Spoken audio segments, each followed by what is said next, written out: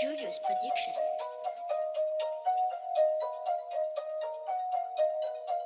Bonjour la famille, j'espère que vous allez tous très bien. NITCH, le catalan sur votre écran.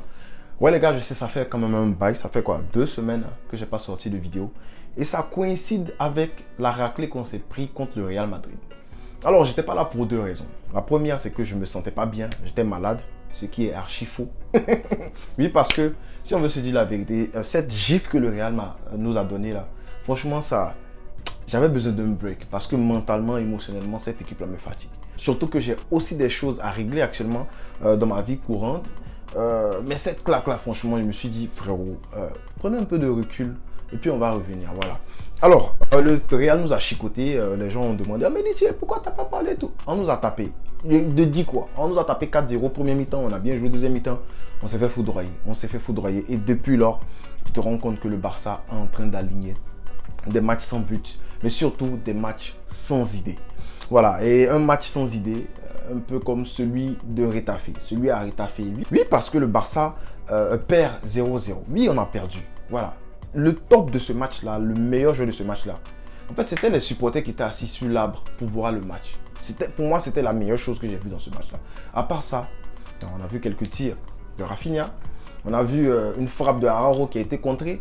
On a vu quoi d'autre? On a vu un beau centre, une belle passe en profondeur de Rafinha à Baldé qui n'arrive pas à connecter le ballon. Mais on a surtout vu un gros manque d'idées dans ce match-là. Et ce Barça-là commence à me faire peur. Franchement, ça commence à me faire peur. 11 points du Real Madrid. Ouais, tu vas te dire 11 points, c'est beaucoup. Mais frérot, je ne veux pas être pessimiste, mais c'est 11 points pour 9 matchs. 27 points à aller chercher. Normalement, on devait creuser l'écart depuis longtemps. Depuis belle lurette. Mais on est en train de s'amuser. On est en train peut-être de penser que cette Liga-là est déjà acquise. Il faut faire attention. Après le match, il y a quelque chose qui s'est passé. La direction du Barça est partie vérifier l'état de la pelouse. Arrêtez de nous fatiguer. Arrêtez de nous fatiguer. On ne va pas vérifier l'état de la pelouse. On va plutôt vérifier l'état de la santé mentale de nos joueurs. On va plutôt vérifier l'état du talent de nos joueurs. Parce que franchement, il y a des choses qui épatent. Il y a des choses qui épatent. Quand tu vois la qualité du football que Busquets produit contre Retafe, quand tu vois la qualité de football même que notre milieu produit, que notre ligne offensive produit, que Lewandowski produit, franchement, tu te poses des questions. Et vous le savez, moi, je ne suis pas pro quelqu'un au Barça. Je ne suis pas pro quelqu'un, je suis pro Barça. Je suis pro Barça. Donc, s'il y a un truc à dire sur nos joueurs, bah, je vais le dire. Puis, si vous vous fâchez, fâchez-vous. Parce que vous savez que, voilà, on a pris les balles ici. On a pris les balles ici. On s'est fait roaster à chaque fois en Europa contre le Bayern. On a pris les balles ici, mais on est resté, on était là. Donc, on a quand même le droit de dire ce qu'on pense sur les joueurs. J'aime tous les joueurs. J'aime tout le monde. Bon, peut-être à part Roberto, mais je ne le déteste pas non plus.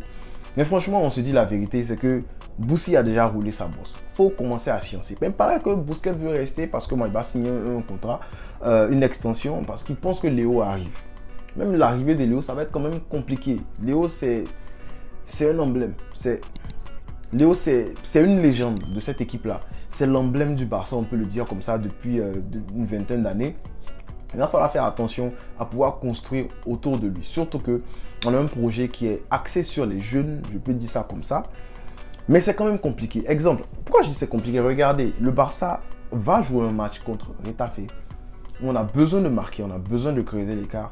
Et on aligne 2 latéraux. Et on espère faire mal à Retafe. Quand tu alignes 2 latéraux, frérot, sachant que tu as 2 ailiers gauche, Ansu Fati et puis Ferran Torres, bah, c'est un message que tu envoies aux jeunes. Donc ça veut dire que peut-être que Xavi ne compte pas sur Ferran Torres ni Ansu Fati. Mais sa stratégie avec 2 latéraux, franchement, ça n'a pas fonctionné. Au début du match, on le voit en train de discuter avec Alba. Mais les discussions, là, on ne sait pas où ça mène parce que ça n'a rien donné. Donc, on a qu'à quand même arrêter d'aller regarder la pelouse. C'est pas la pelouse. C'est pas la pelouse. Nous tous, on a vu le même match ici. La pelouse était correcte. Donc, vérifiez l'état de votre équipe. Vérifiez l'état des stratégies du coach. Vérifiez l'état même du médecin. Parce que le médecin, il faut qu'on en parle.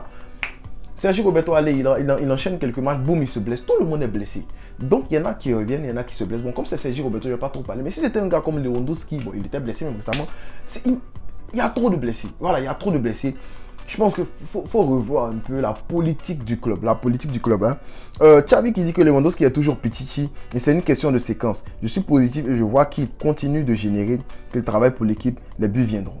Ouais, il est toujours Pichichi, mais frérot, Il faut voir que depuis la Coupe du Monde, là, Lewandowski, on ne le voit pas marquer. C'est compliqué. Alors, est-ce qu'il attend le retour de Dembélé pour pouvoir commencer à planter des buts? Ça, on ne sait pas, mais Lewy doit se réveiller. En fait, toute cette équipe-là doit se réveiller parce que c'est chaud. C'est chaud. Moi, franchement, je commence à avoir peur. Je ne me disais pas que j'allais avoir peur à 9 journées de la fin de saison, mais je commence à avoir peur. Et je peux en arriver là. Mais si cette Liga-là, on la perd, ça va sembler ingrat, mais on va peut-être demander la tête de Xavi. Voilà, je me lance. On va demander la tête de Xavi. Pas parce qu'on le déteste, mais parce qu'on veut, voilà, ça va, il était venu, il est venu, il a changé des choses, on a vu que l'équipe a recommencé à briller et tout, mais là on est en train de retomber dans nos travers, là, et on veut cette Liga, voilà. Je pense que même Xavi, étant Xavi, si on ne remporte pas cette la Liga, il va s'en vouloir. Il sait déjà qu'on est en train de faire faux pas, on est en train de faire de faux pas, on est en train de faire un faux bon là. Je pense qu'il est déjà en train de préparer des choses là, parce que franchement, il le faut. Et il le dit lui-même, il est critique, il dit on n'est pas au meilleur moment de la saison, ni en termes de résultats, ni en termes de jeu. Et voilà, il y a des moments comme ça où tu vois, on flop down, on commence à foutre la merde et tout. Mais il faut quand même savoir ne pas perdre. Et si je veux tirer quelque chose de bien sur cette équipe actuellement, c'est parce qu'au moins, on n'est pas en train de perdre, on n'est pas en train de prendre des buts.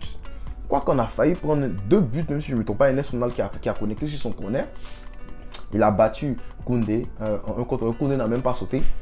On a failli aussi prendre un but où les gars ont pensé que c'était au jeu à la 4e minute là, où on a eu un centre. Il y a quelqu'un qui est venu dévier de la tête. Je ne sais pas où était le 6, je ne sais pas où était la défense, mais voilà, il y a plein de choses à régler dans cette équipe là actuellement. Il faut le faire très vite. Le mercato il arrive, on a beaucoup, on va faire une vidéo là-dessus parce qu'il y a tellement de gars à chasser dans cette équipe là. Donc depuis avril 2008, le Barça est sur la pire séquence de sa vie, en fait, on peut le dire comme ça. Parce qu'on accumule 290 minutes, presque 300 minutes, sans marquer un but.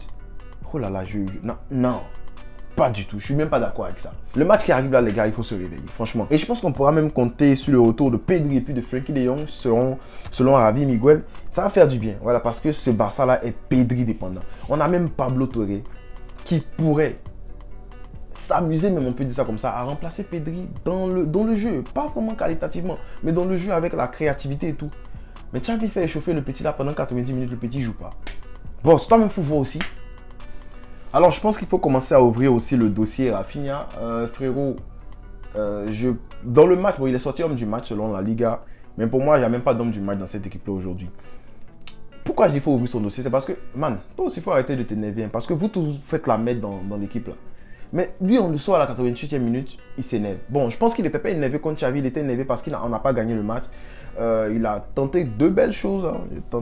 La frappe là quand même et tout. Le bon centre pour Baldé.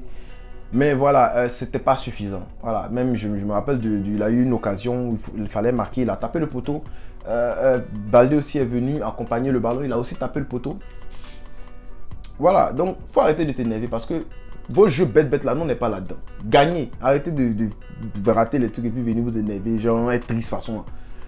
Franchement, je suis prêt à ce qu'on vende n'importe qui. Voilà, cette saison-là, vous allez voir, la vidéo va sortir. Je suis prêt à ce qu'on vende n'importe qui durant l'été parce que faut faire un gros ménage. Voilà, faut faire un gros ménage et cette équipe-là ne doit même pas s'amuser à perdre la Liga. On va jouer contre l'Atlético là, il faut une victoire parce que même un nul, si le Real gagne de l'autre côté, paf, on passe de 11 à 9 points. Et 9 points, c'est très peu. Voilà, donc je pense que tout est dit. Hein. Dites-moi en commentaire ce que vous avez pensé de ce match. Il n'y a vraiment rien à dire sur ce match-là.